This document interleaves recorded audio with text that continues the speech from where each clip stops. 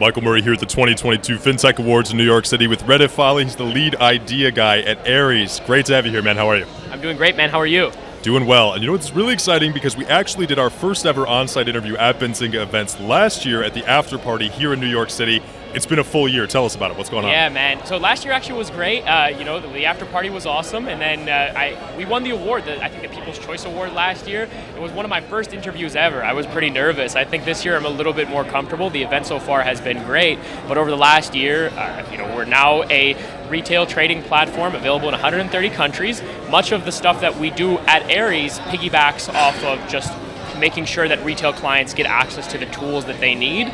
It's all about leveling the playing field. Right outside of the United States, it's really high commissions, it's pretty predatory, and then inside of the United States, there's really no cheap data options out there. You're kind of playing against billion-dollar hedge funds. So our idea is like, hey, we believe in human capital, give people access to that stuff, and they're going to do cool stuff with it. And it's been right. Over the last year, we've 10x'd our user base, right? We've went from a little beta startup to where we are at today, and it's been fantastic. It's amazing. Well, congratulations on all the growth.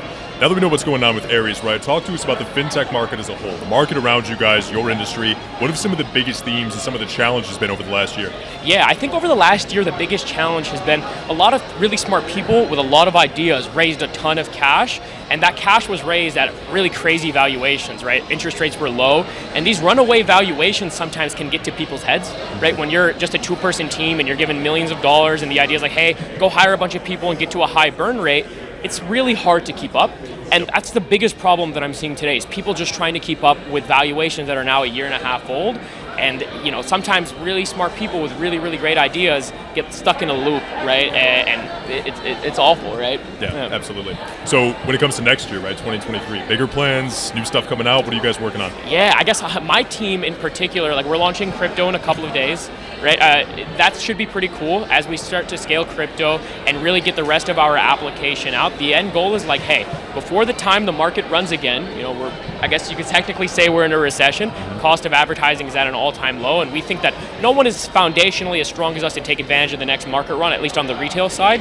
So as long as we can kind of continue what we've been doing, wrap in crypto and some more of these retail-facing tools, staying on the right side of intentions, right? Making sure that we're doing things for our customers. I think by the time the market runs again, whether it's a year or 2 years, we're going to be able to capitalize on that. Absolutely. Yeah. Best way to get in touch with Aries, best way to follow you guys. How do we do that? Best way to follow us is just at Trade Aries on Twitter. That's the fastest updates. And then tradearies.com if you want to open an account or maybe get our app on the App Store. Aries everywhere. Awesome. Yeah. Reda, congrats on 2022. Always great to see you guys. Thank you. Yeah, thank you so much. I appreciate it, Michael.